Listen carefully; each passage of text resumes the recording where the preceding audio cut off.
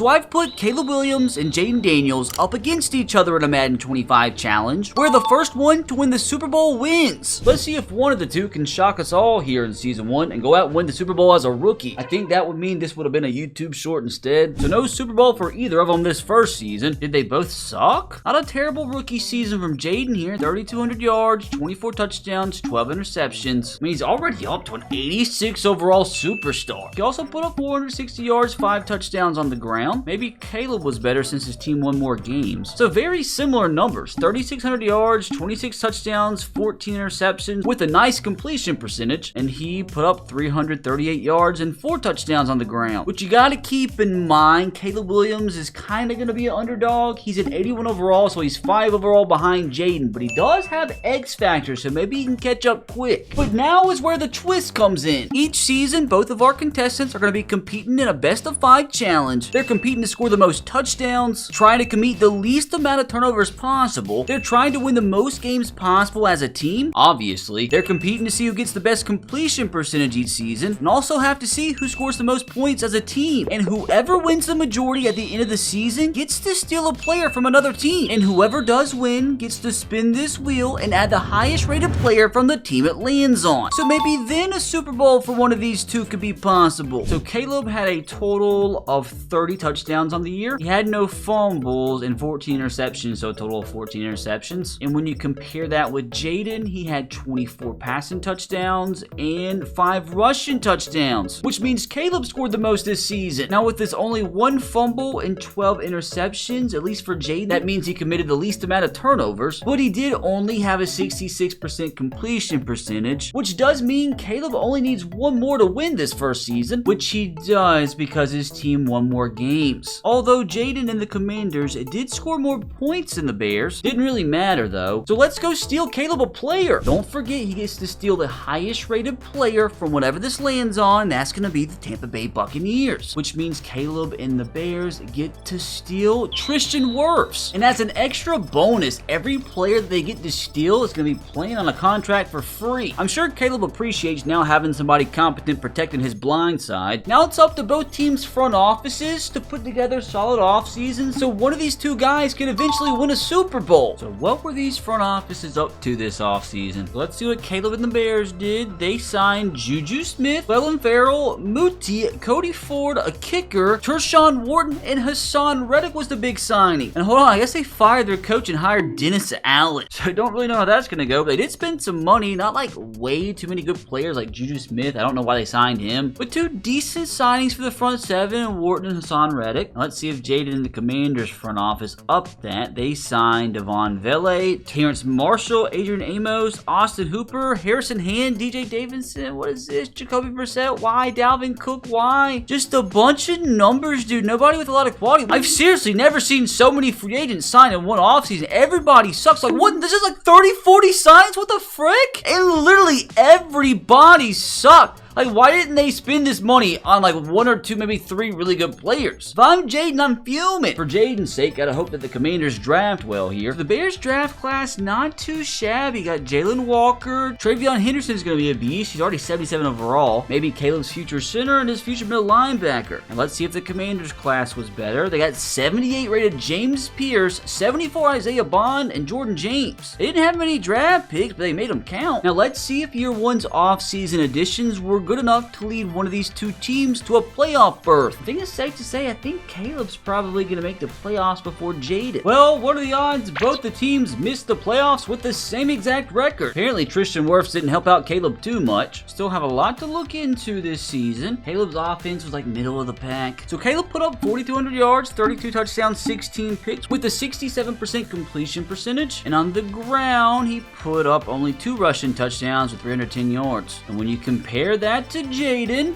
he only put up 17 passing touchdowns. He did only throw 12 interceptions, but only had a 62% completion percentage. So unless he ran for like 15, 16 touchdowns, it looks like that's going to go to Caleb. Now things can get really interesting here if the Commanders once again score more points as a team than the Bears did. Yeah, dude, absolutely not. The Commanders were one of the worst offensive teams all season. Maybe they shouldn't have signed so much mediocrity. And that means now 89 overall Caleb Williams can go steal his second new teammate. Dude, if the Commanders don't get better fast, Jayden might fall behind quickly. Now, keep in mind, this is the second season of franchise, so some of the players and the teams overall are different, so some teams might have different higher rated players now. It's the Saints, so let's see who Caleb gets from them. And Caleb's second new teammate is Chris Olave. Caleb's gonna be over the moon, because that means he now has 3 extremely talented wide receivers to throw the football to now. Like, their team's up to an 88 overall, the 91 offense. Like, come on, dude, this is Super Bowl caliber. Now, time to see if these two front offices can actually step up this offseason and not just sign a bunch of crap. Give me some superstars. Hold on a second, dude. The Bears didn't sign a singular soul. Oh, this is unbelievable. They released half the players they signed last offseason. And that is inexcusable, dude. This team had $63 million to spend. Dude, if I'm Caleb, I'd want out of here, which could happen sooner rather than later, considering he only has 2 years left on his contract. Now, surely the Commanders signed somebody, right? Okay, so Alex Singleton, a bunch of one-year deals. Alvin Kamara, who's probably washed at this point. CJ Mosley, who also is probably washed. Okay, actually gave out a big contract here to Taylor Moton, 2 years of $42 million. Any more quality? Jimmy Garoppolo. Ivan Pace is a big one and is definitely the headline signing from both of these two teams so far. So let's see if Jayden and the Commanders can follow that nice free agent class up with a nice draft class here. Okay, so not too shabby from the Bears here, dude. Got a 75 rated defensive end, 77 rated free safety, and also got a 72 rated defensive end in the 6th round, which is normally super rare. And also got a protein source. So it's honestly going to be tough for the Commanders front office to top that, which not too shabby. Got Carnell Tate, wide receiver from Ohio State, for Jayden to throw to. Also got him a new center from Alabama. Decent free safety, decent wide receiver. Don't know why they drafted another quarterback though. So hopefully third time can be a charm here in season number 3 and somebody can finally make the freaking playoffs for once. Absolute cinema here as the Bears and Caleb Williams do finally make the playoffs, but the reason it's crazy is that the Commanders also had a 9-8 record but missed out on the playoffs. But it's all about the win total and they tie again, so the statistics are going to have to provide the tiebreaker. Caleb and the Bears came top 5 in offense. Oh my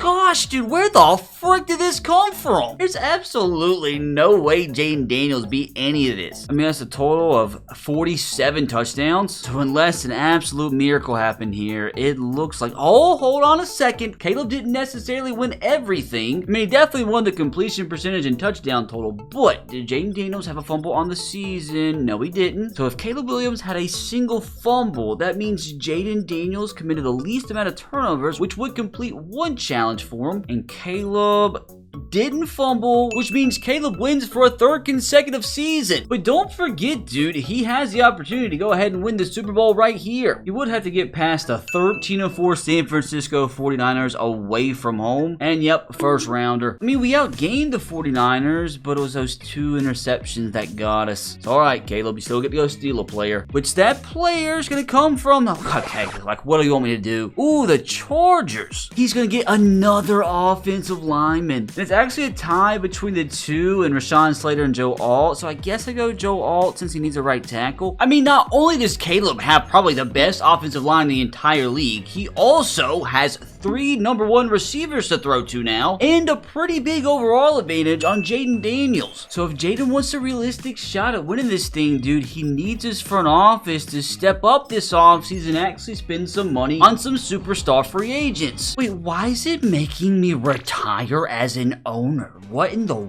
world? I mean, they got $90+ million to spend, dude. Show your fan base and your quarterback that you actually care. So let's see if the Bears front office actually signed somebody this offseason. They signed Dylan Radon, so just one single player. So let's see if the Commanders won in this aspect this offseason. They signed running back Noah Sewell, Garrett Williams. Okay, good free safety. And Aiden Hutchinson, where the frick did that come from? 5 years, $240 million. Okay, so I think it's safe to say that's the biggest free agent signing yet. Imagine they add even more to that with an incredible draft class here. Okay, so not, the greatest free agent class, but not terrible either. So did the Bears win in this regard? They got a 76 corner and a 75 safety in the 3rd round, so I think they grabbed the dub this offseason. But none of these guys even come close to an Aiden Hutchinson signing. One of these two teams are now good enough to go on at least a legitimate Super Bowl run. I mean, at bare minimum, just win a playoff game. Hold on for a freaking second, dude. We got some more more nonsense going on here. So again, they tie, but this time with 13 wins each. But again, the Bears get the benefit of the doubt and get the 1 seed. So there's a very good chance that one of these two quarterbacks could win the Super Bowl this year. The Commanders and Jayden Daniels, their journey is going to be a little bit more difficult, but there's a good chance it could happen. Now, who had the better individual season? Commanders had an offense just outside the top 10. So Jayden put up a modest 4,000 yards, 27 touchdowns, 9 picks with a 70% completion percentage. On the ground, he put up only a singular touchdown, 422 yards, and 2 fumbles, which could end up being huge. Time to compare this with Caleb. Oh my gosh, dude. 5,000 yards, 42 touchdowns, 11 interceptions with a 73% completion percentage. So unless something funky happened, he had 4 touchdowns on the ground as well, no fumbles. So Caleb had the more touchdowns, the better completion percentage. But unless I'm a moron, Jayden had less turnovers. Wait, no. They had a tie. And it doesn't matter because Caleb and the Bears scored more points again this season. So I think it's safe to say Caleb's dominating the challenge right now. I think it's safe to say Jayden's the underdog here, but at the same time, he could go out and shock us all, win the Super Bowl, win the challenge this season. Jayden's first task, beat the 8-9 Buccaneers away from home in the wild card round. Like, I feel like they should probably be winning this. And they do get the dub, but they get rewarded with a matchup against the 13-4 Eagles away from home. Now, who do Caleb and the Bears have to play? The Packers. So at this point, I feel like there's a better than not chance that one of these two quarterbacks makes the Super Bowl this year. But the huge question here, boys, is it going to be Jayden and the Commanders matching up with Caleb Williams and the Bears in the conference championship game? Brother, the Commanders won again, but apparently the Bears lost. Caleb got a first round bye and then proceeded to lose his first game. It really wasn't even that close either. They gave up 500 yards. Caleb's defense let him down, dude. But apparently Jayden Daniels is having the time of his life. 360 yards, 3 touchdowns. He is the underdog, so he kind of has nothing to lose. Actually, he has everything to lose. If they win this game, which they finally get one at home, Jayden Daniels and the Commanders advance into the Super Bowl, and they've done it the right way. They haven't had to go and steal a bunch of players from other teams. And honestly, dude, it'd be devastating if they lost here. 1 game shy of the Super Bowl, and they made it! Brother, I am shocked. 3 straight wins to 31-20. They even fended off a 17-point fourth quarter from the Packers. That means it was 31-3 going into the fourth quarter. That is crazy. It was an even game. But Jayden Daniels rallied the troops, dude, and he's going to be heading to the Super Bowl, which means he's literally 1 win shy of winning today's challenge. He's got to take down the Colts, dude. Like, who do the Colts even have at this point? 98 Josh Downs, Quentin Nelson, Anthony Richardson's turned into a beast. So yeah, they got a pretty good freaking squad. Not a problem for a guy like Jayden, though. We're going to jump into the game here to make it more dramatic. If Jayden Daniels wins this game, Caleb Williams officially loses at 7-0 just like that. Anthony and the Colts answer 14-7. Commanders lead. We're getting late into this one, boys, and the Colts just pulled ahead. Oh no. Tie game here. Colts score a touchdown late. No, it's overtime. There's just no way that just happened. There's just no way in overtime. 19-17. I'm pretty positive a safety just won the ball game. And not only did a safety in overtime just win the ball game, it also won Jayden Daniels the challenge. Yeah, dude, a safety in overtime to win the Super Bowl is nuts. Everybody loves an underdog. So if you enjoyed that one and want to see these two compete against each other again, you can click right here to watch where the first one to become a 99 overall wins. While you're here, please click that sub button, brother. That can be your Christmas present to me. It'll make me sad if you don't.